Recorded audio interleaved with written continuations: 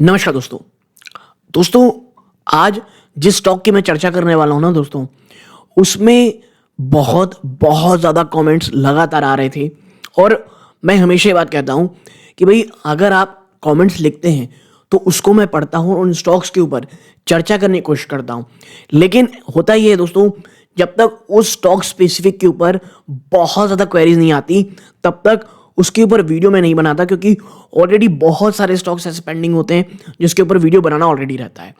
अगर आप चाहते हैं कि भाई अगर आपका कोई स्टॉक से क्वेश्चन है और वहीं पर आपको जवाब दे दूं मैं, तो आप जो प्रायोरिटी पैनल ग्रुप है उसे ज्वाइन कर सकते हैं। यूट्यूब का जो ज्वाइन बटन ओपन करेंगे तो जो प्रायोरिटी पैनल ग्रुप है उसको ज्वाइन करेंगे तो आपके कमेंट्स हाईलाइट होंगे। मैं उसके ऊपर फिर जवाब देने की कोशिश वहीं आपको कमेंट का रिप्लाई कर दूंगा। बट अगर आप उसे ज्वाइन नहीं भी करना चाहते हैं, इट्स ऑलराइट, आप कमेंट जरूर किया कीजिए। मैं पढ़ता हूं और कुछ समय में उसके ऊपर वीडियो बनाने की कोशिश करता हूं दोस्तों। तो आज ऐसे ही एक और स्टॉक के साथ मैं आया हूं जिसका नाम है अडानी विल्मर। दोस्तों देखिए, अडानी विल्मर पिछले कुछ समय से आप कह सकते हैं एक नाइटमेयर की तरह रहा है। नाइटमेयर यानी एक बुरे सपने की तरह। ना इसका बिजनेस अच्छा, ना आप कह सकते हैं इसका बिजनेस अच्छा चल रहा है, ना प्रमोटर को लेकर के कुछ क्लैरिटी आ रही है। स्टेक सेल की बातें ऊपर नीचे चलती रहती हैं। एक्सपोर्ट को लेकर के जो सरकार का लगातार जो बैन चल रहा है वो एक बहुत बड़ा प्रॉब्लम रहा है। तो ये ओवरऑल चीज़ें हैं दोस्तों जो बहुत ज़्यादा परेशानी का सबब बन के आई हैं। ठीक है, तो ऐसे में निवेशक इस बात को लेकर के बहुत ज़्यादा पैनिक मोड में है कि भाई अब क्या करें। ठीक है, और अगर आप मेरे पुराने व्यूवर्स हैं, आप अडानी विल्मर में मेरा सिर्फ एक ही स्टांस हमेशा रहता है, बहुत पेशेंस की ज़रूरत है अभी इसमें। इसके वैल्यूएशन इतने एक्सपेंसिव मुझे अभी भी लगते हैं और 86% के आसपास का स्टेक प्रमोटर का इसमें है, जिससे उन्हें सेल करने के बाद 85% के नीचे लाना, 75% या उसके नीचे लाना पड़ेगा। तो एक स्टेक सेल का खतरा ऑलरेडी रहता है। और आग में घी का डालने का काम करते हैं दोस्तों कि भैया जो अडानी विल्मर है उसमें अडानी अलग हो जाएंगे, केवल जो सिंगापुर बेस्ड जो कंपनी है दोस्तों विल्मर वही इसमें रहेंगी। फिर आता है नहीं, कुछ खबरें आती हैं कि 6-7% अडानी इसमें स्टेक फिर भी रखेंगे। तो कोई भी अभी क्लैरिटी पूरी तरह से नहीं आई है। ठीक है, लेकिन हाँ, लेकिन ये है कि जो मैंडेटरी सेलिंग है स्टेक की, जिस कारण 75% उनके नीचे कंपनी को अपनी स्टेक रखनी है, ये ज़रूरी है। ठीक है, तो जब होंगी। लेकिन देखिए यहाँ पर ना जो वीडियो है ये सब उन निवेशकों के लिए दोस्तों जो थोड़ा विजन बड़ा रखते हैं।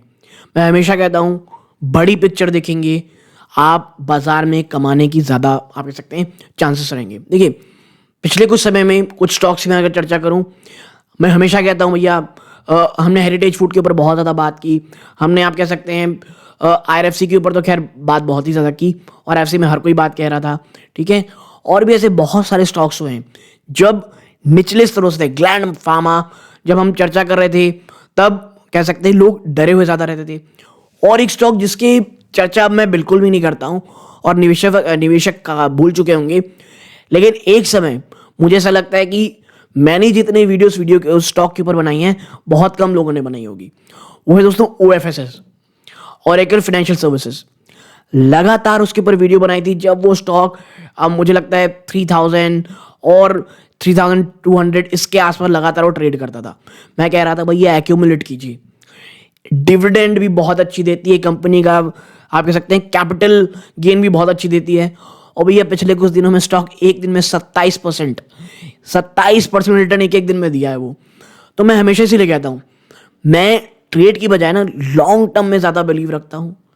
ऐसे स्टॉक्स जो चल नहीं रहे हैं, कंसोलिडेशन फेज में हैं, उसके ऊपर चर्चा करनी चाहिए ताकि एज ए रिटेल निवेशक आपको समय मिले कि आप उस स्टॉक को अच्छे से एक्यूमुलेट कर सके।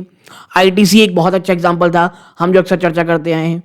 ठीक है, गुजरात होटल्स की चर्चा जो मैं ऑलरेडी किया हुआ था। आप कह सकते हैं पराग मिल्क 68-72 रुपीज़ में हमने चर्चा की हुई थी। आज पता नहीं वो कहाँ से कहाँ चला गया था दोस्तों जब हमने उसके ऊपर चर्चा की थी।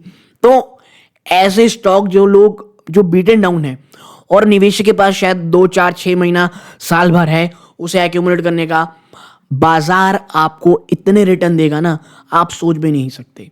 ठीक है, सो ये चीज़ है। हाँ, ऐसे कुछ स्टॉक्स भी जहाँ पे मैं फंसा हुआ हूँ और जहाँ मुझे लगता है कि ये जो क्वार्टर है ये मेक इट और ब्रेक इट का होने वाला है, जैसे राजेश एक्सपोर्ट दोस्तों, ठीक है।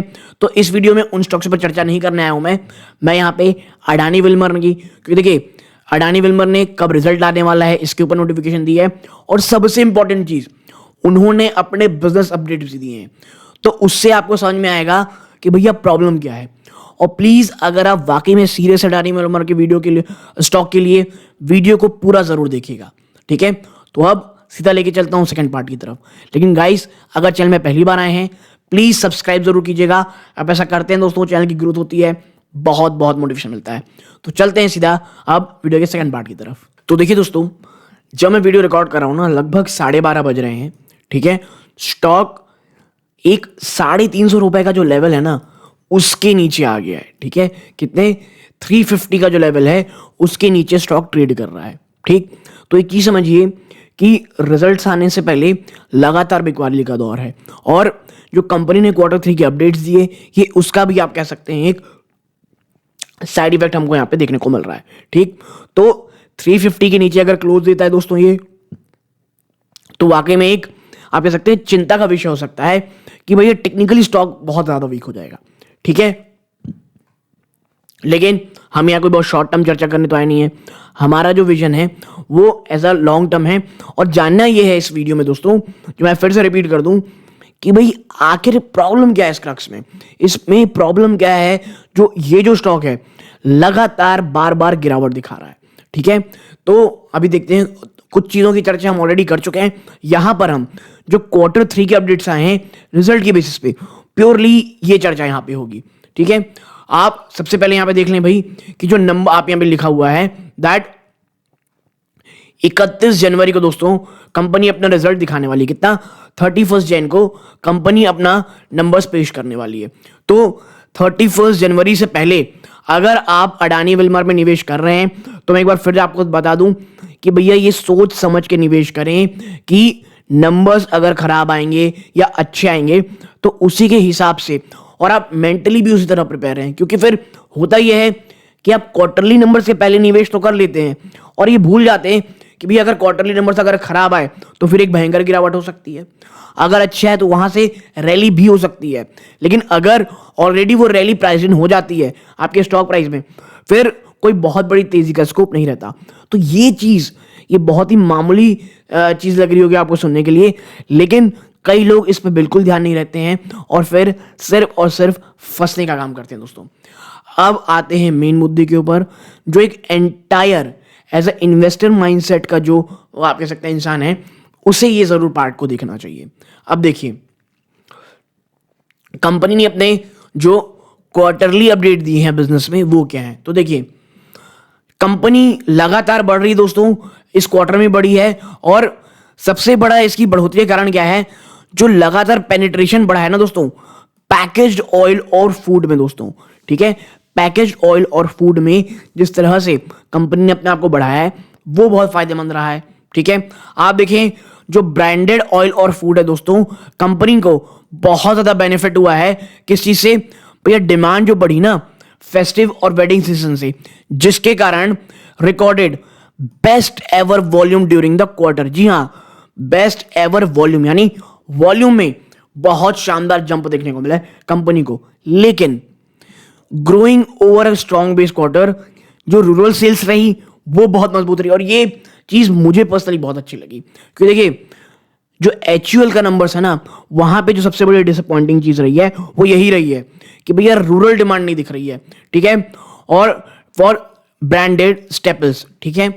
अब आगे बढ़ते हैं दोस्तों, बात करें अगर हम इस क्वार्टर की ना, तो कंपनी का जो ओवरऑल वॉल्यूम ग्रोथ है वो 6% रहा है, बट जो लोअर प्राइसिंग ऑफ जो एडिबल ऑयल है दोस्तों, उसकी जो प्राइस है वो lower pricing edible in line with the fall of cost of raw material. देखिए क्या हुआ है ना, जो कच्चा तेल को बनाने के लिए जो रॉ मटेरियल लगते हैं उसमें भी कमी आई है, और कंपनी ने इस चीज को पास ऑन किया है, जिसके कारण रेवेन्यू में गिरावट आई है दोस्तों। Resultant revenue decline of 15% year on year, मतलब आपके वॉल्यूम्स तो अच्छे बढ़े हैं और वो 6% बढ़े हैं, लेकिन आपका रेवेन्यू 15% नीचे आ गया है। तो आप समझ रहे हैं ना चीजें प्रॉब्लम कहां पे हो रही हैं, ठीक है। और यही चीज को स्टॉक जो बाजार है वो प्राइस इन करने की कोशिश कर रहा है, और पिछला 2 क्वार्टर कैसे गया वो आपको बताने की जरूरत नहीं है, कितना बड़ा सरदर्द रहा है दोस्तों वो। आप देखें, बात करें इन बोथ ऑयल और फूड में, तो जो ब्रांडेड प्रोडक्ट है दोस्तों, ठीक है, वो जो ऑयल और फूड है, इनके जो ब्रांडेड प्रोडक्ट है वो 80% इनके बिजनेस में आते हैं। यानी ऑयल और फूड जो ब्रांडेड है, पैकेज्ड है, वो अगर कंपनी 100 रुपए कमा रही है तो 80 रुपए इन्हीं लोगों से ला रही है, and have been growing at a faster rate. और with the easing of global edible oil prices, और पूरे वैश्विक बाजार में जो खाने के तेल हैं दोस्तों, उसमें जो आप कह सकते हैं एक ऑयल के जो उसके प्राइस है उसमें जो कमी आ रही है, our branded edible oil volume growth has been strong during the year with 4% year on year growth during the quarter, और 16% का जंप है year on year growth and 9 month के बेसिस पे। ठीक है, ईयर ऑन ईयर 4 है, अगर हम 9 महीने में देखेंगे तो वो 16% है। लेकिन जो ओवरऑल एडिबल ऑयल सेगमेंट है ना दोस्तों, उसमें वॉल्यूम फ्लैट रहे year on year third quarter 24 में, due to subdued demand from institutional client and registered growth of 9% year on year. देखिए, बात करें आप रूरल की, बात करेंगे आप ओवरऑल डोमेस्टिक डिमांड की, तो वो अच्छी, लेकिन जो इंस्टीट्यूशनल डिमांड है उसमें बहुत कमी आई है दोस्तों। और यही कारण है कि अन्य जगहों से आप ये जो देख रहे हैं ना, जो एक बहुत और भी ज्यादा बढ़ सकती थी, वो बहुत ज्यादा नहीं बढ़ पाई दोस्तों। बात करें फूड एफएमसीजी सेगमेंट की, तो यहां पे जो रेवेन्यू दोस्तों ब्रांडेड प्रोडक्ट में in the domestic market has been growing at 40% year on year. जी हां, जो फूड और एफएमसीजी सेगमेंट है उसमें 40% या 40% जंप है ईयर ऑन ईयर। लेकिन एक चीज ध्यान में रखिएगा कि भैया इसका बेस भी बहुत लो है, इसीलिए आपको इतनी शानदार जंप देखने को मिल रही है। ठीक है, देखिए, और एक और चीज है कि जो एक्सपोर्ट फ्रंट है, आपको पता है बात, जो एक रिस्ट्रिक्शंस लगी थी उसने इस चीज में बहुत परेशानी की। आप देखिए, एक्सपोर्ट फ्रंट में जो फूड बिजनेस दोस्तों, वो बहुत बड़े स्तरों पे इंपैक्ट रहा रिस्ट्रिक्शंस के कारण ऑन एक्सपोर्ट दोस्तों। पिछले 3 क्वार्टर से लगातार एक्सपोर्ट बिजनेस पिछले 3 क्वार्टर से आप इसमें प्रॉब्लमैटिक पैदा कर रहा है। और देखिए, एक्सपोर्ट बिजनेस से ना मार्जिन भी बहुत अच्छी मिलती है, लेकिन जो डोमेस्टिक सेल है दोस्तों, उसमें जो 28% जंप आया year on year have led to 28% year on year revenue growth. Domestic में जो सेल हुई उसके कारण ईयर ऑन ईयर जो ओवरऑल रेवेन्यू है उसमें 28% जंप देखने को मिला फूड और एफएम सेगमेंट से। ठीक है, आप देखें, the company has a unified system across processes as a pan India player. ठीक है, कंपनी पैन इंडिया प्लेयर है, इसमें कोई डाउट नहीं है। लेकिन दोस्तों, बट हाउएवर बात करें कस्टमर के एंड की, तो company progressively using more regional approach to drive deeper penetration. देखिए, इसका मैं आपको बता दूं, इसमें जो कंपनी ने कहा है ना, मैं इसको पढ़ रहा था, ये मुझे बहुत अच्छा लगा। कंपनी भली पैन इंडिया प्रेजेंस रखती है, लेकिन इसका अप्रोच रीजनल वाइज भी, यानी डोमेस्टिकली कहां पर किस तरह से कौन से माल की बहुत ज्यादा जरूरत पड़ती है जिसे आप स्टॉक अच्छे से कर सकते हैं, कंपनी इस पर ध्यान दे रही है। रीजनल वाइज प्रोडक्ट लॉन्च कर रही है कंपनी, कौन से क्षेत्र में किस प्रकार की चीजें चाहिए इसके ऊपर बहुत ध्यान दे रही है, ताकि रीजनल वो पेनिट्रेशन बहुत ज्यादा पा सके। और इसीलिए ये जो पूरा पैराग्राफ है ये इसमें इसीलिए कहा गया है दोस्तों। और लोकल डिश के ऊपर भी ध्यान दिया जा रहा है। बात करें फूड बिजनेस की, तो वो लगातार बढ़ता नजर आ रहा है और has build a steady consumer demand. It enable us to better leverage our edible distributor. Company ये फोकस कर रही है दोस्तों कि सेल्स कैपेबिलिटीज को बढ़ाया जाए of our general trade distribution system. बात करें जो कस्टमर सेंटरिंग अप्रोच है, salesman can now sell the entire range of product to our retail outlet with sales function using customise approach. भाई ये यही कह रही है, इतने अपने ज्यादा जानने की जरूरत नहीं है। इसमें यही कह रहे हैं कि अब सेल्समैन जो है वो एंटायर प्रोडक्ट को बेच सकता है कहीं पर भी चाहे तो बस बेसिकली यहाँ कह रही है कि अपना जो सेल्स डिपार्टमेंट है कंपनी उसे लगातार बढ़ा रही है। ठीक है, अब यहां पे देखें बहुत अच्छा चार्ट बना हुआ है। बात करें sales performance by the segment, business segment. ठीक है, आप देखें एडेबल का सेगमेंट देखेंगे तो वॉल्यूम्स फ्लैट रहे, ईयर ऑन ईयर ग्रोथ की बात हो रही है। ठीक है, एडेबल में वॉल्यूम फ्लैट रहे हैं, लेकिन वैल्यू में 21% की कमी आई है। जी हाँ, वॉल्यूम आपके फ्लैट है, 21% आपकी कमी वैल्यू में आई है, तो आप समझ सकते होंगे प्रॉब्लम कितनी ज्यादा है। फूड एफएमसीजी सेगमेंट में 18% का जंप है वॉल्यूम में और वैल्यू में 28% जंप है।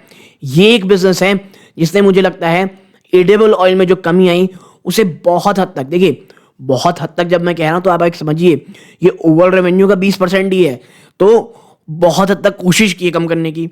इंडस्ट्री ने इसेंशियल तो वॉल्यूम में 15% जंप है बट फ्लैट टोटल कम रहा है। और यही समझिए आप जब स्टैंड अलोन देखते हैं तो वॉल्यूम्स में आपको 6% का जंप दिखता है, जबकि वैल्यू में 15% की आपको गिरावट दिख रही है। ठीक है, और ठीक है आप देखें बिजनेस मिक्स में देखेंगे तो एडिबल ऑयल 61% वॉल्यूम प्रोड्यूस करता है और 75% वैल्यू।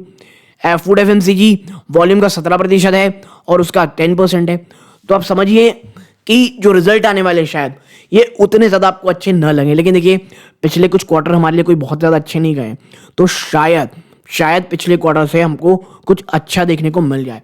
और बाजार जो है बहुत हद तक चीज़ों को प्राइस इन कर रहा है अडानी विल्मर की। दोस्तों आप देखिए यहाँ पे आप देख सकते हैं यहाँ पे, अगर कंपनी का आप देखना चाहते हैं मैं आपको दिखाता हूँ एक बहुत अच्छा लाइन जो मुझे भी आपके साथ शेयर करनी थी। आप देखें जो कंपनी दोस्तों is on track to more than double its rural town coverage during the financial year.